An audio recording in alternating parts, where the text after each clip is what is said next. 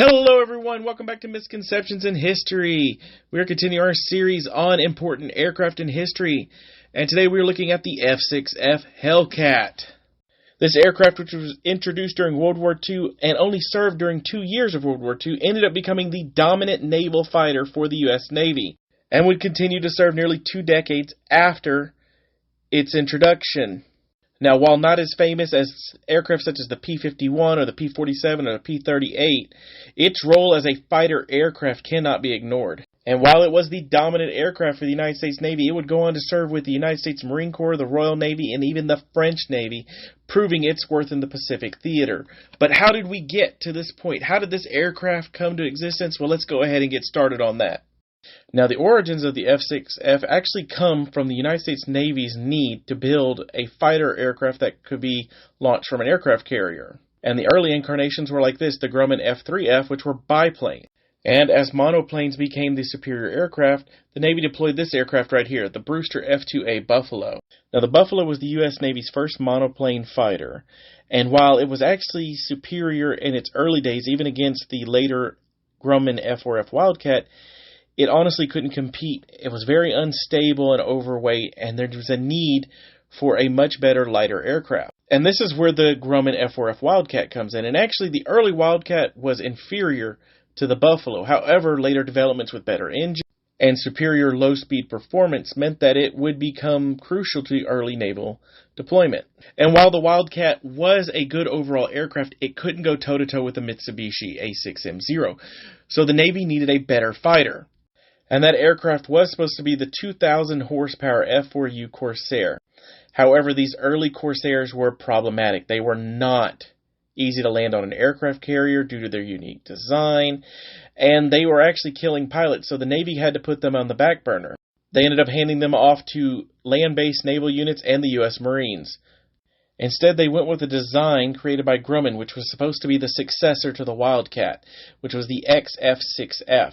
This prototype aircraft would incorporate many features, such as retractable landing gear powered by hydraulics, folding wings, and even the brand new engine that had been incorporated in the Corsair. And this would result in essentially the Zero Killer, the Grumman F6F Hellcat.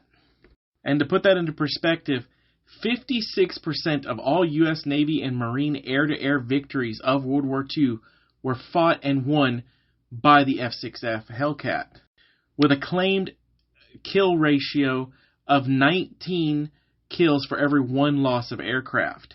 And of course, this could be an exaggerated number, and some statistics put it closer to 13-1, but that's higher than pretty much any other fighter in the Pacific.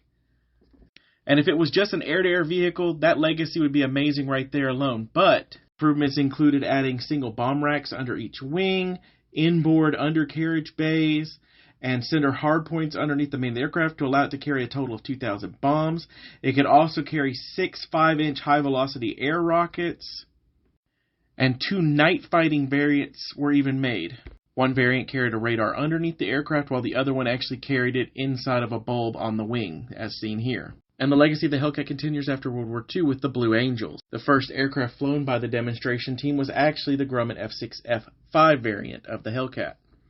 Sadly, the Blue Angels would be the end of their service for the U.S. Navy, although they did go on to serve with the Navy of Uruguay until 1960, and the French Navy until 1952, mostly in Indochina. And they actually did see some service as target drones. And interestingly enough, there is one funny story about this.